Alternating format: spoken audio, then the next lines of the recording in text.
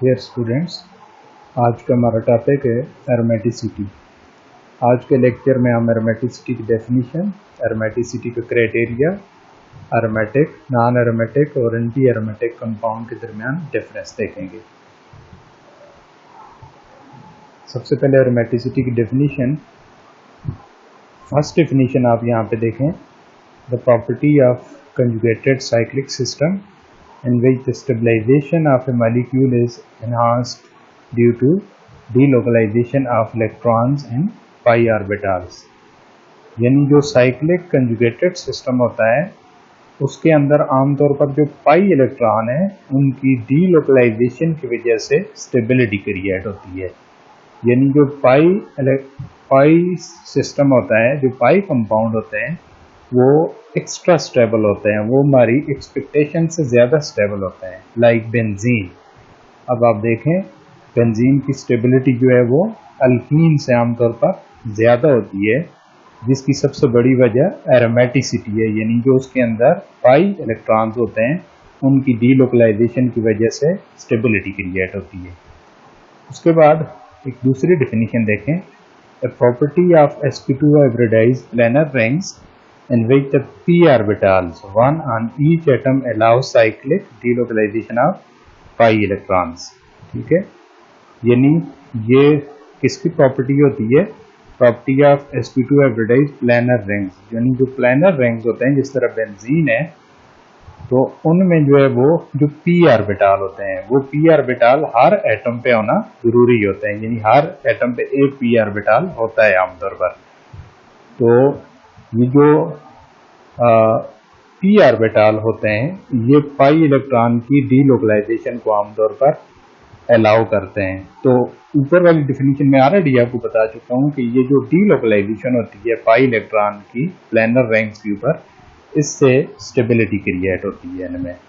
Overall इस property को फिर हम एरोमेटिसिटी कंसिडर करते हैं।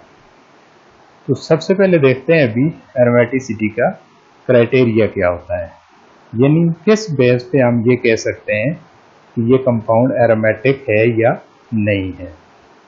तो 4 structural criteria must be satisfied for a compound to be aromatic. यानी ये जो 4 पॉइंट्स आपको दिए गए हैं, आप यही समझ लें कि ये 4 रूल्स हैं।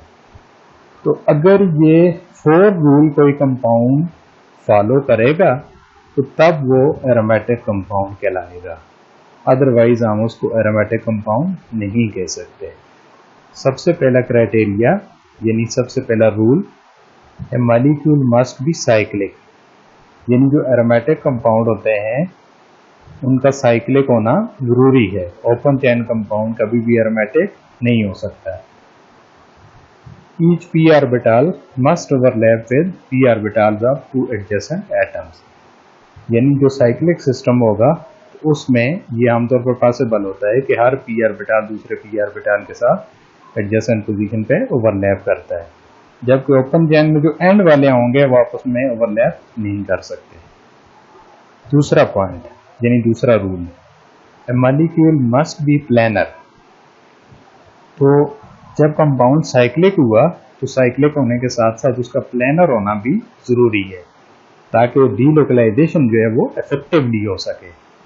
All adjacent p orbitals must be aligned so that the pi electron density can be delocalized। यानी उनका एक प्लेन में होना जरूरी है ताकि पाई इलेक्ट्रॉन की डीलोकलाइजेशन आसानी से हो सके। तीसरा क्राइटेरिया देखें, यानी तीसरा rule, molecule must be completely conjugated. यानी जो मॉलिक्यूल है उसका कंजुगेटेड होना जरूरी है। जिस तरह बेंजीन है उसमें आप देखें alternate, double and single bond है, वो फुली कंजुगेटेड सिस्टम है। तो there must be an unhybridised p orbital on every atom. इस रूल में क्या कहा गया है कि हर एटम के पास एक अनहाइब्रिडाइज्ड p ऑर्बिटल का होना जरूरी है। जाहिर है उसमें से ही इलेक्ट्रॉन जो है वो डीलोकलाइज होंगे। उसके बाद fourth criteria, molecule must satisfy हकल rule. हकल rule जो है वो उसको सेटिस्फाई करना उसको जरूरी है। हक्कर रूल क्या होता है? Must contain 4n+2 pi electron, यानी जो हमारा कंपाउंड है उसके 4n+2 पाई इलेक्ट्रॉन होना जरूरी है। उसके बाद and contain a particular number of pi electron. तो जाहिर है जो कंपाउंड होगा उसमें जो पाई इलेक्ट्रॉन है वो तो मौजूद होंगे, लेकिन वो 4n+2 पाई इलेक्ट्रॉन होने चाहिए। यानी दूसरे अल्फाज में वो जो कंपाउंड है उसको हक्कर रूल को फॉलो करना चाहिए। अगर इसको वो फॉलो नहीं करेगा तो फिर वो एरोमेटिक कंपाउंड नहीं कहलाएगा। अब हम देखते हैं कि ये जो हमने 4 रूल डिस्कस किए हैं, ये 4 पॉइंट्स डिस्कस किए हैं एरोमेटिसिटी के क्राइटेरिया के। तो अगर ये ऑल 4 कंपाउंड, अगर कोई कंपाउंड ऑल 4 रूल को, अगर कोई भी कंपाउंड ऑल 4 रूल को फॉलो करेगा, यानी वो पॉइंट 1 को भी फॉलो करेगा, 2 को भी, 3 को भी और 4 को भी, या दूसरे अल्फाज में रूल 1 को, रूल 2 को, रूल 3 को और रूल 4 को, तो ऐसे कंपाउंड को हम एरोमेटिक कहेंगे। उसके बाद अगर कोई कंपाउंड रूल 1 से लेकर रूल 3 तक फॉलो करे और रूल 4 को फॉलो न करे, रूल 4 क्या है? 4n+2 यानी हक्कर रूल को फॉलो करना। तो अगर उसको वो फॉलो ना करे, उसकी जगह वो 4n को फॉलो करे, 4n को, तो इसका मतलब ये है कि वो कंपाउंड एंटी एरोमेटिक है। अब वो पहले 3 रूल फॉलो कर रहा है लेकिन चौथा रूल फॉलो नहीं कर रहा, तो वो एंटी एरोमेटिक कहलाएगा। इसी तरीके से अगर कोई कंपाउंड पहला रूल, दूसरा रूल या तीसरा रूल, यानी पहले 3 रूल में से कोई एक रूल फॉलो नहीं करता या 2 नहीं करता, तो वो नॉन एरोमेटिक कंपाउंड होगा। उसको चौथे रूल पे जाने की जरूरत ही नहीं है, क्योंकि वो अगर पहला नहीं कर रहा, दूसरा नहीं कर रहा या तीसरा, जो 3 बुनियादी रूल आपको यहाँ पे मैं ऑलरेडी बता चुका हूँ। ठीक है, ये पहला, molecule must be cyclic, molecule must be planar, molecule must be completely conjugated. इन तीनों में से अगर कोई एक रूल या 2 रूल एक कंपाउंड फॉलो नहीं करेगा तो वो नॉन एरोमेटिक कहलाएगा। उसके बाद examples for explanation of criteria. अब ये जो क्राइटेरिया हमने एक्सप्लेन किया, इसके लिए कुछ एग्जाम्पल यहाँ पे एक्सप्लेन की गई है। तो सबसे पहले हम देखते हैं, in case of benzene every p orbital overlaps with 2 neighboring p orbitals, so it follows rule 1, यानी जो हमारा रूल 1 है उसको बेंजीन फॉलो कर रहा है। while in case of 1,3,5 hexatriene there can be no overlap between p orbitals on the 2 terminal carbon, so it violates rule 1। अब आप यहाँ पे देख सकते हैं ये बेंजीन है, इसमें देखें हर कार्बन पे एक पी ऑर्बिटल पड़ा हुआ है और हर एडजेसेंट पी ऑर्बिटल दूसरे को ओवरलैप कर सकता है। ये देखें यहाँ से, यहाँ से, यहाँ से। जबकि अब यहाँ से देखें तो ये पूरा सिस्टम कंजुगेटेड है यहाँ से यहाँ तक, लेकिन ये जो पी ऑर्बिटल है और ये जो पी ऑर्बिटल है ये आपस में एक दूसरे को ओवरलैप नहीं कर सकते। ये देखें ये एंड है, इधर से ये एंड है। अब ये साइक्लिक नहीं है ये कंपाउंड, यानी पहला जो रूल है कि कंपाउंड साइक्लिक होना चाहिए। अब ये असाइक्लिक है जिसकी वजह से यहाँ पे ओवरलैपिंग ही पॉसिबल नहीं है पी ऑर्बिटल की टर्मिनल जो कार्बन है, तो उस वजह से ये रूल नंबर 1 को ये वाला वायलेट कर रहा है, जबकि बेंजीन इसको फॉलो कर रहा है। उसके बाद cyclooctatetraene is not a planar compound, यानी जो साइक्लोऑक्टाटेट्राईन है वो 8 मेंबर रिंग है, आप alternate double and single bond लगाएं तो ये प्लेनर नहीं होता आमतौर पर। ठीक है, ये टब शेप्ड होता है। The delocalisation of electron is not through out the ring, यानी जो आसानी से डिलोकलाइजेशन रिंग में नहीं हो सकती। Therefore it does not follow rule 2, while benzene is planar so it follow rule 2, यानी जो दूसरा रूल है प्लानर होने का, बेंजीन प्लानर है वो ऐसे फॉलो कर रहा है, साइक्लोऑक्टेट्राईन प्लानर नहीं है वो ऐसे फॉलो नहीं कर रहा। उसके बाद 135 cycloheptatryene contain at least one carbon atom that does not have a p orbital and so it is not completely conjugated and therefore it is not aromatic. Does not follow rule 3, यानी ये जो rule 3 है इसको ये compound follow नहीं कर रहा। कौन सा कंपाउंड? 135 cycloheptatryene। क्योंकि यहाँ पे आप देखें तो हर कार्बन के पास एक अनहाइब्रिडाइज्ड ऑर्बिटल को होना ज़रूरी है, ठीक है। यानी कम्प्लीटली जो है वो आपका जो मॉलिक्यूल है वो कंजुगेटेड होना चाहिए। अब ये कम्प्लीटली कंजुगेटेड नहीं बन रहा। यहाँ पे अगर आप देखें तो यहाँ पे ये sp2 है, sp2 sp2 sp2 sp2 sp2, this is sp3। यहाँ पे कोई अनहाइब्रिडाइज्ड ऑर्बिटल नहीं है। सो डीलोकलाइजेशन यहाँ से यहाँ तक तो हो सकती है लेकिन पूरे रिंग पेयर से नहीं हो सकती। Okay, cyclobutadiene is so highly reactive that it can only be prepared at extremely low temperatures। यानी जो बहुत रिएक्टिव होता है तो उसके रिएक्टिव होने की सबसे बड़ी वजह क्या है कि इसका जो ये 4 रूल को फॉलो नहीं करता। यानी जो रूल नंबर 4 है हक्कर रूल वाला, हक्कर रूल है, हक्कर रूल को ये फॉलो नहीं करता। यानी 4n+2 पाई इलेक्ट्रॉन इसके अंदर नहीं है बल्कि 4n पाई इलेक्ट्रॉन है। बाकी ये साइक्लिक भी है, प्लानर भी है, कंजुगेटेड भी है, पहले ये 3 रूल फॉलो कर रहा है लेकिन 4 नहीं कर रहा है, जिसकी वजह से इस कंपाउंड को आमतौर पर हम एंटी एरोमेटिक कंसिडर करते हैं। As it does not follow rule 4 while benzene follow rule 4। Benzene जो है वो आमतौर पर रूल 4 फॉलो करता है, हक्कर रूल को फॉलो कर रहा है बेंजीन। बेंजीन में 4n+2 पाई इलेक्ट्रॉन होते हैं जबकि साइक्लोब्यूटाडाइन में ये पॉसिबल नहीं है। ओके, उसके बाद compounds that fulfil rule 1 to 3, यानी जो पहले 3 रूल फिल कर रहा है and contain 2, 6, 10, 14, 18 pi electron are aromatic. जाहिर है जो कंपाउंड पहले 3 रूल जब फुलफिल कर लेगा तो उसके बाद हक्कर रूल जो है वो कब फुलफिल होता है? जब 2 पाई इलेक्ट्रॉन हो, 6 हो, 10 हो, 14 हो या 18 हो। अगर इसके अलावा पाई इलेक्ट्रॉन होंगे तो फिर वो हक्कर रूल को फॉलो नहीं करेगा। तो अगर इतने पाई इलेक्ट्रॉन है और ये रूल फॉलो कर रहा है तो ये एरोमेटिक है। For a particular number of pi electron the value of n, ठीक है, n क्या होता है? n is actually pi quantum number is always in whole number। यानी ये जो हक्कर रूल में है n की वैल्यू आप लगाते हैं ये आमतौर पर होल नंबर में होती है। ये 0, 1, 2, 3, 4 कोई भी वैल्यू हो सकती है। तो अब बेंजीन के लिए इसको यहाँ पे मैंने कैलकुलेट किया हुआ है कि benzene for example benzene has 6 pi electron. अब देखें 4n+2 = 6। अब हमने n की वैल्यू निकालनी। याद रखना है कि n की वैल्यू होल नंबर में आनी चाहिए। अगर n की वैल्यू आप पाई इलेक्ट्रॉन पुट करके होल नंबर में ला रहे हैं तो इसका मतलब है कि वो करेक्ट है। अगर आप उसको फ्रैक्शन में ले आ रहे हैं तो वो n करेक्ट है।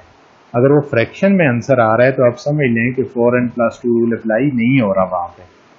तो फिर वहाँ पे दूसरा रूल आप अप्लाई करेंगे 4n, जो कि हक्कर रूल नहीं कहलाता, वो सिर्फ एंटी एरोमेटिक कंपाउंड के लिए होता है। अब यहाँ पे आप देखें 4n+2 = 6, यानी बेंजीन में 6 पाई इलेक्ट्रॉन है। अब n की वैल्यू निकालेंगे। 4n जो है वो उसको लेफ्ट हैंड साइड पर रखेंगे तो 2 को जब राइट हैंड साइड पे लेके जाएंगे माइनस हो जाएगा। 4n = 4 हो जाएगा। n = 4/4 = 1। n की वैल्यू 1 आ जाएगी।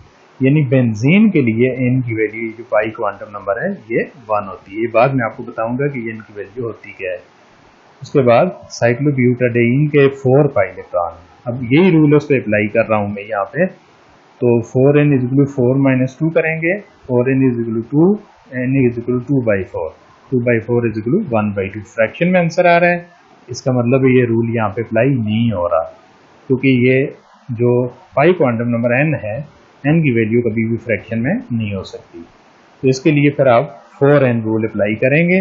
ये वैल्यू जो है वो आपके पास 1 आ जाएगी इसके लिए, साइक्लोब्यूटाडाइन के लिए। तो उसके बाद नेक्स्ट बेंजीन। बेंजीन जो है वो एक एरोमेटिक कंपाउंड है। अब यहाँ पे आप देखें, बेंजीन के ऊपर अगर आप रूल अप्लाई करें 4n+2, ठीक है, यानी अगर आपके पास n की वैल्यू मौजूद है तो आप पाई इलेक्ट्रॉन की तादाद फाइंड कर सकते हैं, और अगर आपके पास पाई इलेक्ट्रॉन की वैल्यू मौजूद है तो आप इस फार्मूला से n की वैल्यू फाइंड कर सकते हैं। अब यहाँ पाई इलेक्ट्रॉन अगर आप फाइंड कर रहे हैं तो n की वैल्यू 1 है, 4 × 1 4 होगा, 4 + 2 = 6, तो इसके पास 6 पाई इलेक्ट्रॉन। उसके बाद cyclobutadiene and anti aromatic compound, और इसमें अगर आप देखें तो इसमें 4n की वैल्यू 1 है, 4 × 1 = 4 पाई इलेक्ट्रॉन। उसके बाद Huckel rule, the number of pi electrons that satisfy Huckel rule, यानी कौन से पाई इलेक्ट्रॉन हकर रूल को सेटिस्फाई करते हैं, जो ऑलरेडी मैं पहले एक स्टेटमेंट में आपको बता चुका हूँ। n की वैल्यू अगर हमारे पास जो है वो 0 हो, ठीक है, तो 4n+2 के मुताबिक यहाँ पे 2 इलेक्ट्रॉन आएंगे। इसी तरीके से n की वैल्यू 1 हो तो 6 इलेक्ट्रॉन, n की वैल्यू 2 हो 10 इलेक्ट्रॉन, n की वैल्यू 3 हो 14 इलेक्ट्रॉन, n की वैल्यू 4 हो 18 इलेक्ट्रॉन। इसका मतलब है कि अगर किसी सिस्टम में 6 इलेक्ट्रॉन है, आप समझ लें कि उसमें n की वैल्यू 1 है।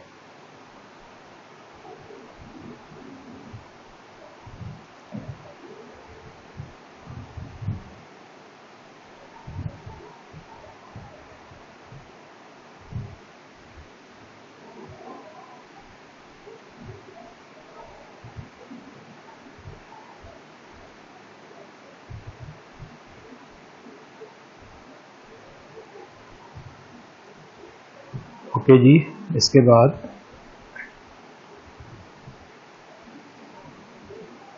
An aromatic compound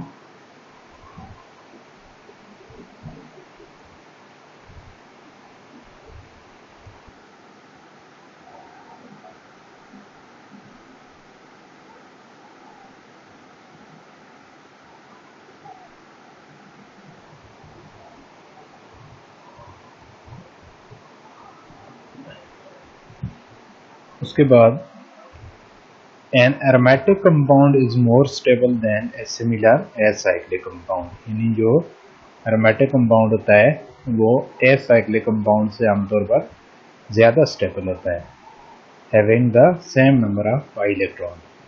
benzene is more stable then 135 हेक्साट्राईन।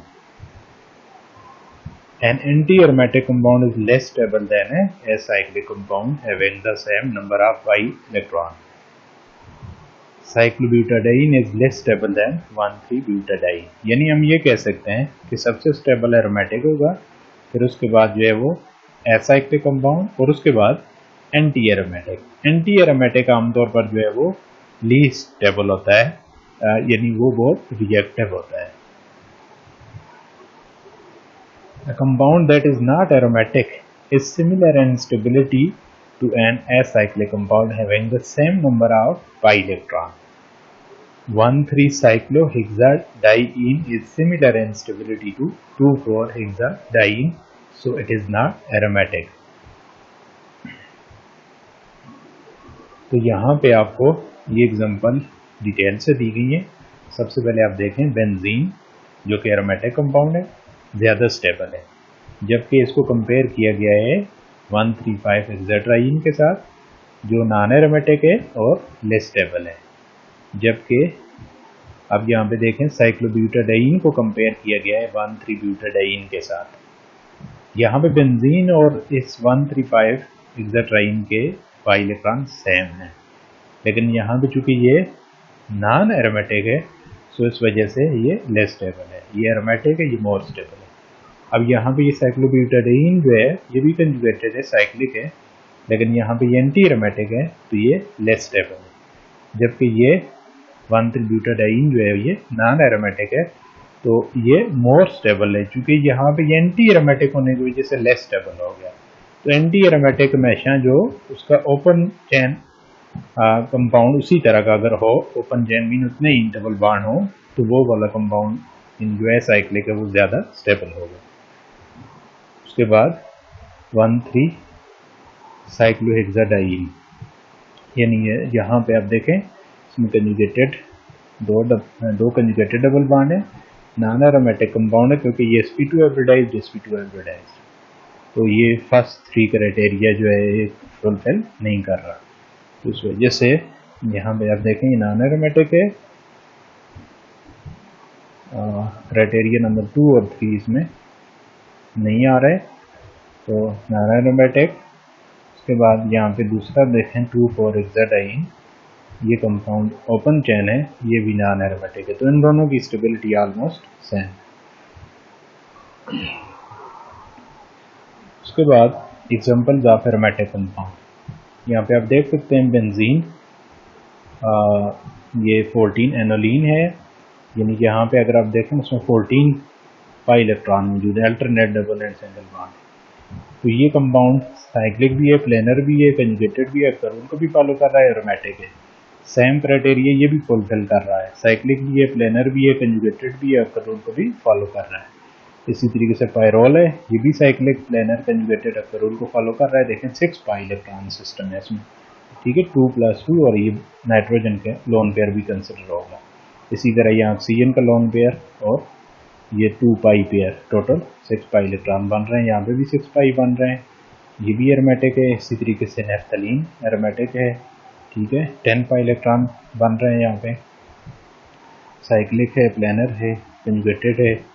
इसके अलावा यहाँ पे देखें 10 एनोलीन, ये भी जो है वो प्लेनर होने की वजह से एरोमेटिक है, बाकी जो एरोमेटिसिटी के रूल है उनको फुलफिल कर रहा है। फिनोल फुलफिल कर रहा है, ये एरोमेटिक है। टालवीन फुलफिल कर रहा है, ये कंपाउंड एरोमेटिक है। उसके बाद एरोमेटिक आयंस, अब यहाँ पे देखें साइक्लोप्रोपिनाइल कैटायन, यहाँ पे एक अनहाइब्रिडाइज्ड पी ऑर्बिटल, सो ये तमाम क्राइटेरिया फुलफिल कर रहा है, साइक्लिक है, प्लेनर है, कंजुगेटेड है और हकर रूल को फॉलो कर रहा है, 4n+2 भी ये फॉलो कर रहा है। इसी तरीके से ये भी तमाम क्राइटेरिया फुलफिल कर रहा है, साइक्लिक है, प्लेनर है, कंजुगेटेड है, ठीक है, हकर रूल को फॉलो कर रहा है। इसी तरह ये कैटायन है, ये भी तमाम रूल को फॉलो कर रहा है, साइक्लोहेक्सा ट्राइनाइल कैटायन। इसी तरीके से ये कंपाउंड आप यहाँ पे आप देखें, ये भी जो है वो एरोमेटिक एनाइन है, साइक्लिक है, कंजुगेटेड है, प्लेनर है, कर रूल को फॉलो कर रहा है। और सेम यहाँ पे भी यही केस है, साइक्लिक, प्लेनर, कंजुगेटेड है, कर रूल को फॉलो कर रहा है। ये डाई एनाइन है और यहाँ पे आप देखें अगर तो यहाँ पे आपके पास 10 पाई इलेक्ट्रॉन सिस्टम बन रहा है इसमें, और इसमें भी यहाँ पे 10 पाई इलेक्ट्रॉन सिस्टम बन रहा है। यहाँ पे ये 6 पाई इलेक्ट्रॉन सिस्टम है, ये 6 पाई इलेक्ट्रॉन सिस्टम है और ये 2 पाई इलेक्ट्रॉन सिस्टम है।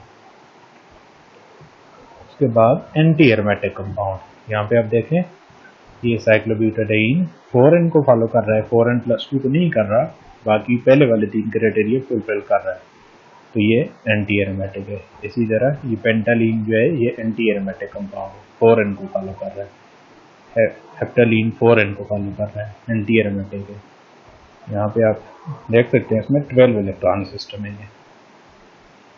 उसके बाद एंटी एरोमेटिक आयंस, यहाँ पे आप देखें cyclopropenyl anion 4 pi electron system, this is 8 pi electron system, 4 pi electron system, ठीक है। और इसके बाद यहाँ पे आप देख सकते हैं ये this is 8 pi electron system, तो ये एंटी एरोमेटिक आयंस है। बाकी ये पहले वाले 3 क्राइटेरिया फुलफिल कर रहे हैं लेकिन हकर रूल को फुलफिल नहीं कर रहे, यानी 4n+2 फॉलो नहीं कर रहे, 4n फॉलो कर रहे हैं।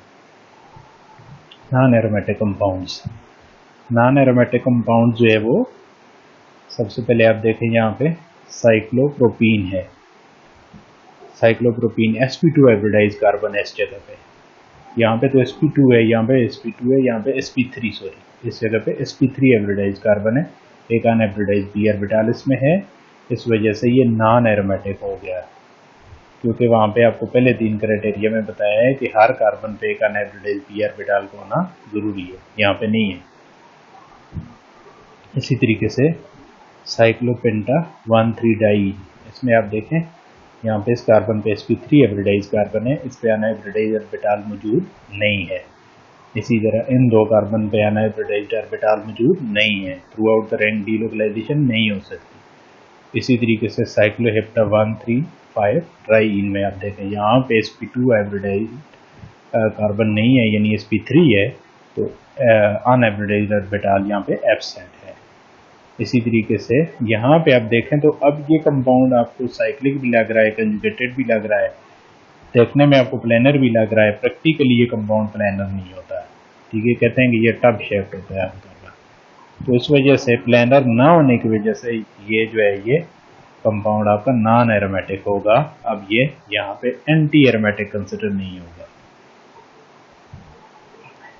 इसी तरीके से यहाँ पे आप देखें 12 वेनोलीन, ठीक है, तो ये कंपाउंड भी आपका जो है वो नॉन प्लेनर होने की वजह से यहाँ पे नॉन एरोमेटिक कंसिडर होगा। अब अगर कंपाउंड प्लेनर होता तो फिर उसको प्लेनर हो तो फिर हम उसे एंटी में कंसिडर करेंगे यहाँ पे, लेकिन क्योंकि वो प्लेनर नहीं है तो वो मैंने आपको बताया कि प्लेनर होना ज़रूरी है, जो कि सेकंड क्राइटेरिया आपको बताया था जो ये फुलफिल नहीं कर। उसके बाद साइक्लोपेंटाडाइनाइल एनाइन को अगर आप देखें तो वो 6 पाई इलेक्ट्रॉन रखता है। ठीक है, इस वजह से ये 4n+2 को फॉलो कर रहा है और ये एरोमेटिक है। जबकि साइक्लोपेंटाडाइनाइल कैटायन 4 पाई इलेक्ट्रॉन रखता है, तो 4n को फॉलो कर रहा है, 4n+2 को नहीं कर रहा, एंटी एरोमेटिक। और उसके बाद ये cyclopentadienyl radical 5 electron, pi electron है इसके पास 2+2, और ये 1 रेडिकल वाला इलेक्ट्रॉन ये वाला, तो ये भी सबका रूल को फॉलो नहीं कर रहा 4n+2 को, और बल्कि 4n को भी ये फॉलो नहीं कर रहा, दोनों को नहीं कर रहा, तो ये नॉन एरोमेटिक कहलाएगा।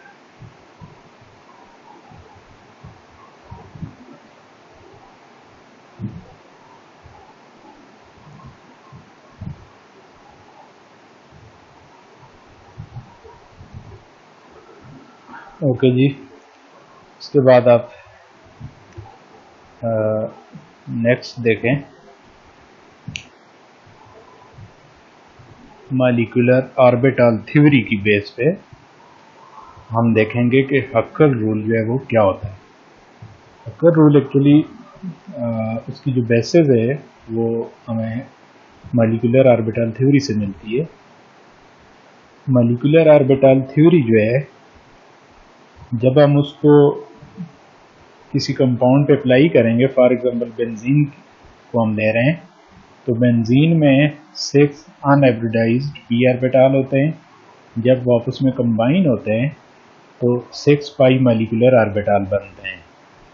उनमें 3 pi molecular orbital pi bonding molecular orbital कहलाते हैं, और 3 जो है वो pi antibonding molecular orbital कहलाते हैं। तो जो इलेक्ट्रॉन्स होते हैं बेंजीन के पाई इलेक्ट्रॉन, वो हमेशा आपने रूल पढ़ा है कि जिसकी एनर्जी ऑर्बिटल की कम होगी उसमें सबसे पहले फिलिंग होगी। तो पहले इसमें एक ऑर्बिटल होता है जिसको हम आमतौर पर पाई 1 कहते हैं, उसमें 2 इलेक्ट्रॉन आते हैं। फिर जो पाई 2 होता है उसमें 2 ऑर्बिटल होंगे, एक में 1 इलेक्ट्रॉन होंगे और एक में दूसरे में भी 2 होंगे, मतलब एक में 2 होंगे, दूसरे में भी 2 होंगे, और इस तरह लोएस्ट वाले में भी 2 होंगे। टोटल 6 इलेक्ट्रॉन हो जाएंगे, 2 + 2 + 2 6 इलेक्ट्रॉन। इस तरह यानी लेवल के लिहाज से देखें तो 2 + 4 = 6, जबकि एंटी बॉन्डिंग में कोई इलेक्ट्रॉन इसमें नहीं होगा। यहाँ पे इस डायग्राम में आपको क्या बताया गया है कि all bonding molecular orbitals and homos are completely filled in aromatic compound. No pi electrons occupy anti-bonding molecular orbital. आपने ये याद रखना है कि जो aromatic compound होते हैं उनमें जो हमारे पास bonding molecular orbital है, ठीक है, वो completely fill होने चाहिए, और हमारे जो anti-bonding ऑर्बिटल है उनके अंदर कोई इलेक्ट्रॉन नहीं होने चाहिए। तो HOMO कौन सा होता है? Highest occupied molecular orbital. अब यहाँ पे अगर आप देखें, सबसे पहले आपको 2 पाई इलेक्ट्रॉन सिस्टम का बताया हुआ है, जिस तरह आपको वो 3 मेंबर रिंग में मैंने बताया था। तो यहाँ पे आप देखें इसके पास सिर्फ और सिर्फ 2 ही इलेक्ट्रॉन है। अब ज़ाहिर 2 ऑर्बिटल आपस में मिलेंगे, बल्कि 3 ऑर्बिटल मिलेंगे, ठीक है। तो एक बॉन्डिंग और 2 एंटी बॉन्डिंग बनेंगे। यहाँ पे जो बॉन्डिंग मॉलिक्यूलर ऑर्बिटल उसमें यहाँ पे एक ही इलेक्ट्रॉन होगा इस केस में, सॉरी एक ऑर्बिटल होगा और 2 इलेक्ट्रॉन होंगे यहाँ पे। तो इस केस में अक्कर रूल को यहाँ पे अगर आप देखें तो ये फॉलो कर रहा है, और इसकी पाई इलेक्ट्रॉन की जो वैल्यू है यहाँ पे वो आपके पास 2 इलेक्ट्रॉन आ रहा है, क्योंकि इनकी वैल्यू यहाँ पे 0 होगी, यानी ये सबसे लोएस्ट वाले की इनकी वैल्यू 0 होगी। उसके बाद 6 पाई इलेक्ट्रॉन सिस्टम के लिए आप देखें बेंजीन की एग्जांपल दी हुई है, 2 + 4 + 2 = 6। यहाँ पे आप देखें इसका ये लोएस्ट ऑर्बिटल है। बेंजीन में मैंने आपको ऑलरेडी बताया है कि उसके जो 6 अनऑर्बिटाइज्ड पी ऑर्बिटल है वो मिलके 6 पाई मॉलिक्यूलर ऑर्बिटल बनाएंगे, 3 बॉन्डिंग होगी। ये सिर्फ बॉन्डिंग आपको दिखाए हुए हैं, ठीक है। ये पाई 1 हो गया, ये पाई 2। तो ये आपके पास इसकी n की वैल्यू यहाँ पे 0 होगी, इसकी 1 होगी, ठीक है। उसके बाद जो नेक्स्ट एंटी आता है वो 2 होता है, फिर दूसरा जो एंटी है वो 3 होता है। यहाँ पे आप देखें तो 2 इलेक्ट्रॉन यहाँ आ जाएंगे, 2 इसमें आ जाएंगे, 2 इसमें। अब इसमें कोई भी ऑर्बिटल आपका यहाँ पे इनकम्प्लीटली फेल्ड नहीं है, यानी कम्प्लीटली फेल्ड है, सब में इलेक्ट्रॉन पूरे हैं।